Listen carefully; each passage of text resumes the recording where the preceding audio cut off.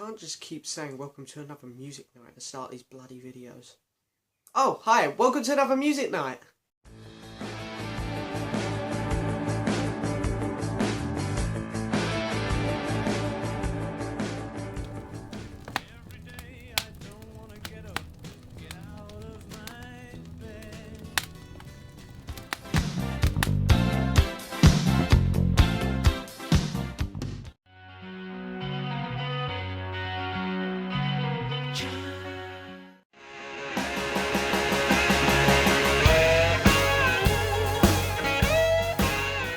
So hello and yes, welcome back to another music night video. Of course, this is music night number 3. Pretty exciting. It's going to be really different to the last one, because the last one I picked a lot of instrumental albums, a lot of slow sounding albums, and I'd never heard any of them 3 albums before. Whereas today I picked more lively, more, you know, so we got a bit of classic rock in here, we got some slow stuff, we got some blues. And I've actually heard all 3 of these albums before, so it's actually quite different to the last one. And all 3 of these albums are classics. We've got 3 classic albums up. So the first one up, I know I say that I picked these albums at random, but I got a request, and you know, I like to fulfill my requests. So a request from our Goodall, no, hang on, that's your old channel name, you've updated it, Ross Goodall, picked Graceland by Paul Simon, of course a classic. So that's going to be our first listen today. Next one up was a completely random choice. I picked the Stone Roses, so a self-titled from 1989. And in this one here, I know people are probably thinking, oh, another Clapton one, because, you know, I've been talking about Clapton non-stop lately because of the release of I Still Do. But because of the sad news about Clapton, and, you know, his nerve damage, and unfortunately it might mean he's out of the public eye for a while, I kind of wanted to pay tribute in this video to the sad news and play a classic Clapton album. So I picked from the Cradle. And as you can see on there, it actually says on the sticker, a masterpiece. So this one here came out in '94. And all of these albums, I believe, went straight to number 1. So we are in for a treat today. We've got 3 even, can't count now. 3 absolute classic albums. So we are going to go in order of release, because I thought, well, hey, why not?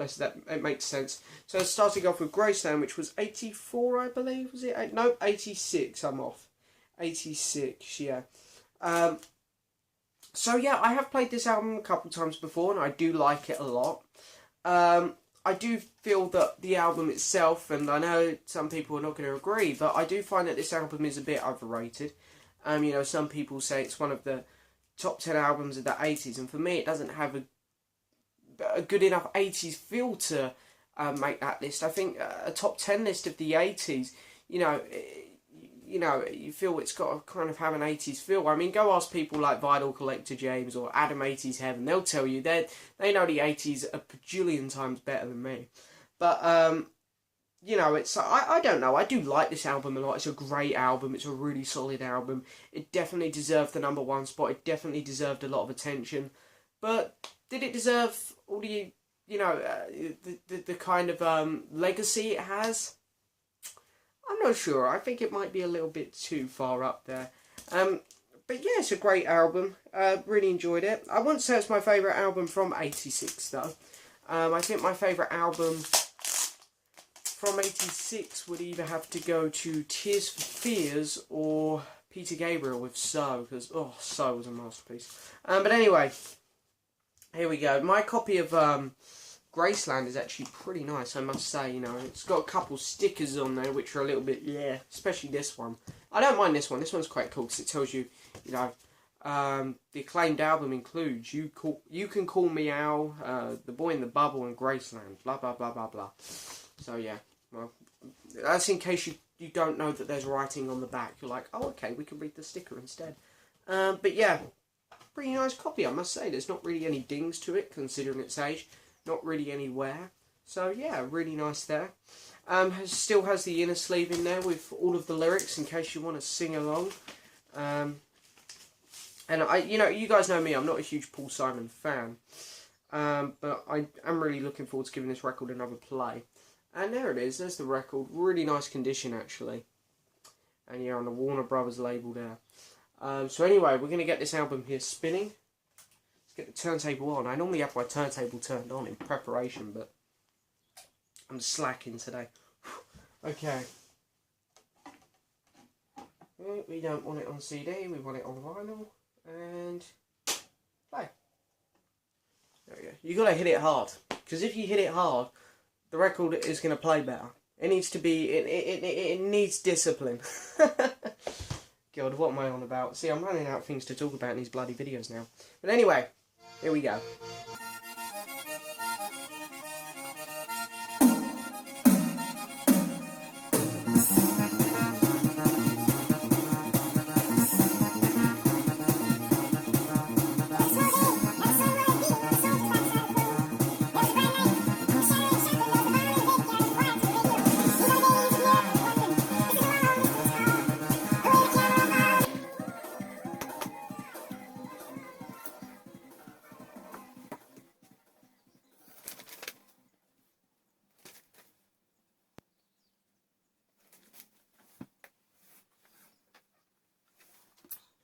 So, that was Graceland, and I think I really have similar feelings towards the album as I did before, if I'm being honest. I mean, the first side I was thinking, wow, I'm enjoying this more. I thought, yeah, this is better than I remember. And then I got into the B-side and it was kind of like, eh. I mean, I love the opening track, You Can Call Me Al. And then Under African Skies was brilliant. His voice works so well with whoever the female singer was on the album. I'm not sure who it was, but I think that's the thing with Paul Simon. I'm not a big fan on his voice. I think the reason I like Simon and Garfunkel so much is because their voices work well together. I thought Paul Simon's voice works really well with whoever he was singing with on that track. On his own, his voice just doesn't do much for me, so I guess that's the turn-off when it comes to Paul Simon for me. However, I would say, yeah, I enjoyed this album a bit more than previous listens. The whole A-side was pretty much great. I love the opening 2 tracks. I like the last couple tracks on the second side. Just around the middle part of side 2, it kind of lost me a bit. But, yeah, I'd say pretty good album. Pretty good. I definitely think it is one of the greats. It is a great album. Not one of the very greats, though, like some people like to put it up there as. But it's a good album and has inspired me to probably check out some more Paul Simon stuff. So yeah, don't be surprised if you see some more Paul Simon stuff coming into my collection soon. But anyway, now that's enough of that one, and now let's move on to the Stone Roses, of course. One of their only 2 albums, or soon to be 3, I hear. And this is their first, this is their debut, and from what I hear, their masterpiece, because I hear the second one isn't quite as good. I might be wrong, you know, this is just what I've heard. So yeah, 1989 release. A lot of people's favourite from 89. Again, I wouldn't say it's my... Well, I mean, I've only heard it once. It was quite a while ago. So maybe after this listen, I will have changed my opinion. But for me, probably not my favourite album of 89. I'd probably say my favourite album of 89. Probably go to Journeyman by Clapton. And then Full Moon Fever by Tom Petty is not very far behind. I'll say that much. So, but, you know, it might change once I've heard it, 'cause it's been quite a while since I played this album. And my vinyl pressing in this one's really nice on this, I don't know, mud, shit colour, marble record, which is really nice. So, yeah, let's give this a spin, see how this sounds. And play.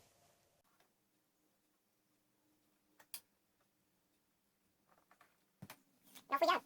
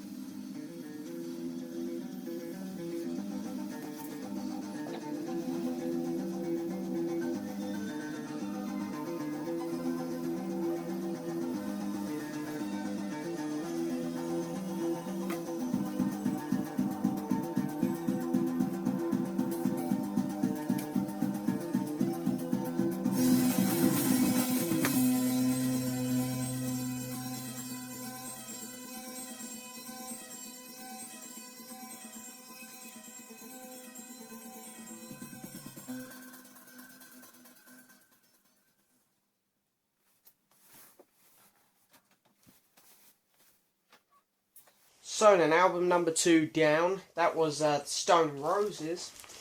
And what did I think? I had mixed feelings about that. And I know that's going to be a very unpopular opinion. I enjoyed it. It was a very good album. Some very good moments on it. What parts did I like? I liked the track Waterfall. I thought that was great. Bye Bye Bad Man was pretty good. I liked the last track. There was a couple on the B-side which I enjoyed. I know that my opinion here isn't going to be the most popular because I know this is a really beloved album. But I thought the opening 2 tracks really didn't set the album off very well. I thought the opening 2 tracks really were not very good at all, really. But other than that, the album did pick up. It was a very good album. But being honest, I do think I might have enjoyed Graceland a little bit more than this one.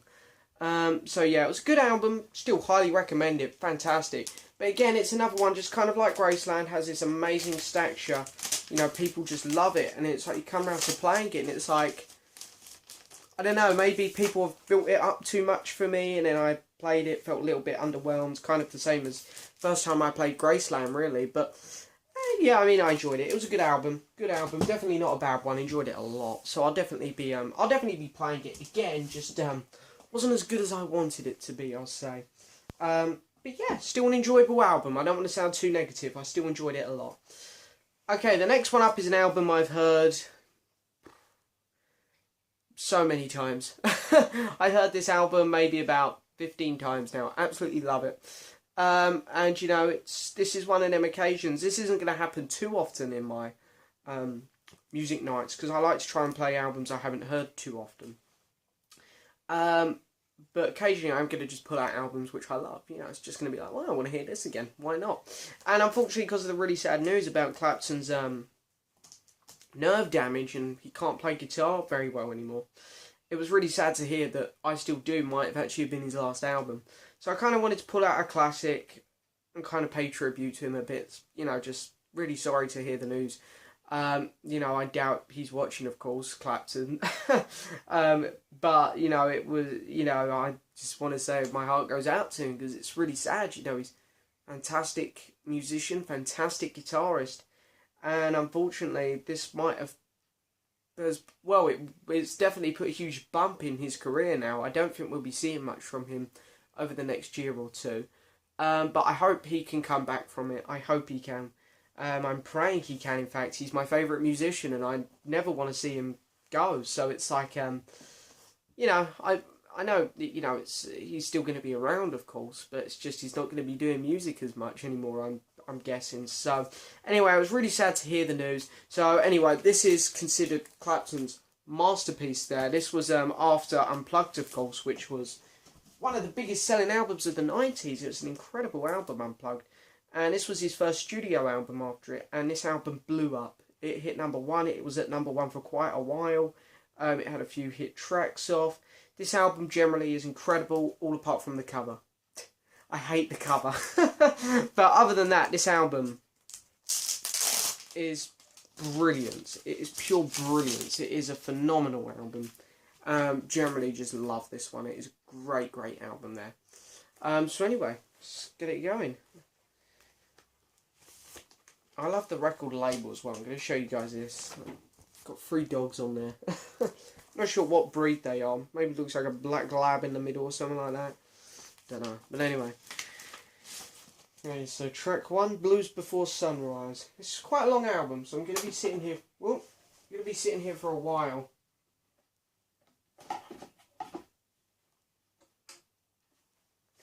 There we go. And here we go.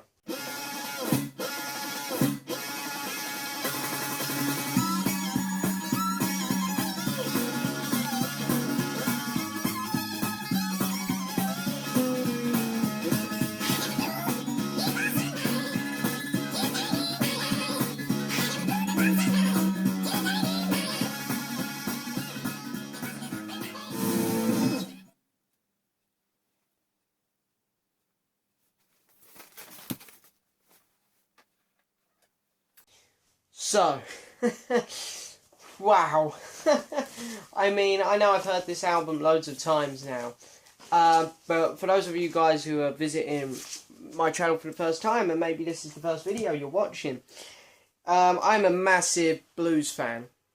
Massive blues fan. I love, Eric Clapton, J.J. Cale, B.B. King, Robert Johnson, Muddy Waters. I've really been digging that kind of style of music lately. And, Clapton being my favourite, and this being one of my favourite Clapton albums, oh my god. That was, every time I listen to this album, I get chills. It starts off so raw and so heavy with Blues Before Sunrise. And then you get some fantastic classics like Coochie Coochie Man on here. 5 Long Years is brilliant. I love Motherless Child. Fantastic acoustic song. I'm going to put that playing over the credits at the end of this video. That's a great song. A nice little slow acoustic one there. It Hurts Me Too is brilliant. Drifting is great. And then the last track, Grown in the Blues, is also another... kind of reminds me of Blues Before Sunrise, the opening track. They're really heavy, really raw songs. But this is an incredible album. If I was to do a proper review of this album, this would be in the 9s. I'm not kidding. This is a true masterpiece. I do generally adore this album. So anyway, that was a very, very successful music night. One of the most successful ones so far, I think. So, Paul Simon's Graceland, incredible listen, really enjoyed it. Has inspired me to go check out more Paul Simon stuff. Really, really good album there. The Stone Roses, very enjoyable. I felt once I got past the first couple tracks, I really started to dig this album. It was a really good listen, really good listen. And then, of course, topping it off with one of my most favourite albums. Of course, I enjoyed it. It's Eric Clapton's From the Cradle. Just generally loved this record. I knew I loved it before going into this video, so there was no surprise that I'd be raving about that one. But anyway, most surprising record, I'd say, would be Paul Simon's Graceland. I was very surprised that I enjoyed it more than I did before, because I've played it before, and it kind of went over my head a bit, like, yeah, it was alright. Whereas now I have a bit more warmer feelings towards it, like, yeah, okay, I enjoyed it a bit more this time. I'll give it credit now. Stone Roses was a little bit disappointing. I wanted to like it more because it's got such a high stature. But still did really enjoy it. Don't want to sound too negative. And of course the one I enjoyed the most was obviously From the Cradle. This is, that album there went up for awards and everything. It was such a good album, that one. It really, if you haven't checked it out, it's a must check out. And I'd recommend to fans, to people who are watching this, just pick up all 3 of them albums. They're all classics. Stone Roses and Graceland, they're going to be out there for ages for people to find. The Eric Clapton stuff, I'd highly recommend you do now, because it's like, I don't know how much longer Clapton's going to be about in the public eye, so I'd say make the most of him now, to be honest, because unfortunately with his nerve damage, it's a very hard thing to overcome. So I'm not sure how much longer Clapton's going to be about in the public eye now, which is a real shame, because as I say, he's my favourite. It's really sad to see him... well, when I say go, it sounds like I'm talking about he's dying or something. But it's really sad to see him, leaving the music industry. But hopefully he isn't. Hopefully he can overcome the nerve damage, and, yeah, fingers crossed he'll be fine. But I would very highly recommend you pick up some Clapton stuff now. That's a great choice. It's got a lot of variety on it. And, yeah, it's a true masterpiece album. Very heavy blues, though, that one. I will warn people, if you're not a fan of blues, I'm sure there's better Clapton albums out there for you, like Back Home or Reptile. But, yeah, that's it for this video, guys. I highly enjoyed all 3 of them listens. Fantastic music night there. Best one yet, I think. So, anyway, thank you guys for watching so much. Please hit the subscribe button, like the video, and leave a message. And I'll see you guys next time. Bye. If I mistreat you, girl, short on